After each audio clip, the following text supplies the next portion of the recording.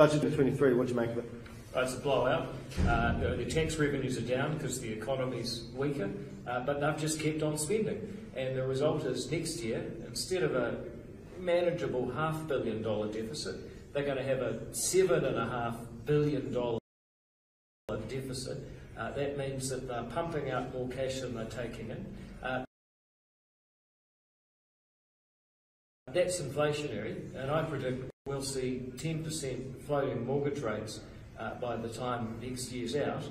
We will see inflation that does not stop, and everything they've done to try and help with the cost of living, I get free prescriptions, 2-year-old daycare, free public transports for kids, half price public transport for young adults, get all that, but I'm sorry, it is absolutely cruel and irresponsible to run a $7.5 billion deficit, 6 years of deficit spending, allegedly because of COVID, and see everyone's costs going up, everyone's mortgage interest going up, everyone's rents going up, because this government just can't put a sock in its own spending. But isn't the deficit this year, isn't the argument that it's to help pay for some of the cyclone rebuild, the flood? Oh, that's the argument, and if it was for the cyclone, I'd be the first to get behind it, because those people lost everything. In many cases, and they deserve support and they deserve certainty about the rebuild. But they got no certainty about the rebuild. The decisions about what's going to be rebuilt still isn't there.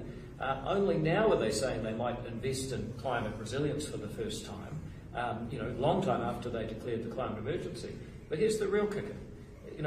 Of this $7 billion extra, only $1 billion, actually less than $1 billion, about $900 million, is actually for the cyclone recovery.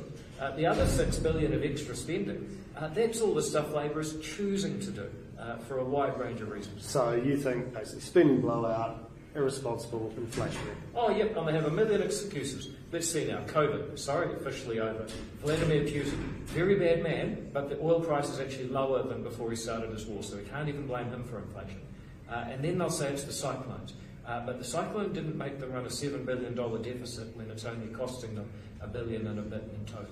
So you mentioned before the cost of living measures, free prescriptions, extending childcare subsidies, free public transport. Is that stuff the ACT Party get behind? Look, I think the prescription had to go one way or the other. You either had to charge it for everyone or charge it for nobody at all, because you saw some of these new chains really driving community pharmacies into the ground. They had to resolve that. You could argue people should pay something for medicine, so they value it. They decided to take it off altogether. So sure, early childhood education, we've long said that investment in kids should be younger, because by the time a kid gets to 3 years old, a lot of their future is actually set according to the people that study these things. That's not so bad. But here's another question. What are they doing to make early childhood education more affordable? At the moment, you talk to anyone that runs one, the bureaucracy is outrageous. You have inspectors coming around saying if a 2-year-old sits on a table, that's a breach of tikanga and you're in big trouble. We need to get rid of the bureaucracy that is making ECE less affordable, because pouring money into something without figuring out how to make it more effective and efficient is a bit like turning the heater on full with the windows open. So sort the sector, then the money should flow. Yeah, and across the board, right? So they're going to spend billions of dollars on the government building more houses. My question is, what are they doing to make it more affordable for everyone to build homes so the next generation can afford them? I don't think they're doing that.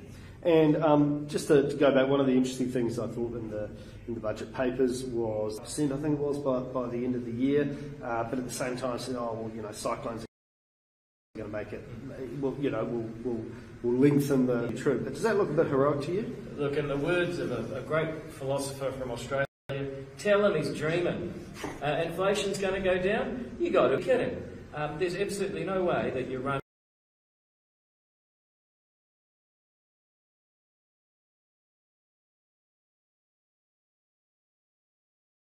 an unexpected $7.5 billion deficit without stoking inflationary fires, see inflation rise. Reserve Bank governors long been saying, look, you guys need to stop spending more money in the beehive, otherwise I will raise your mortgage further.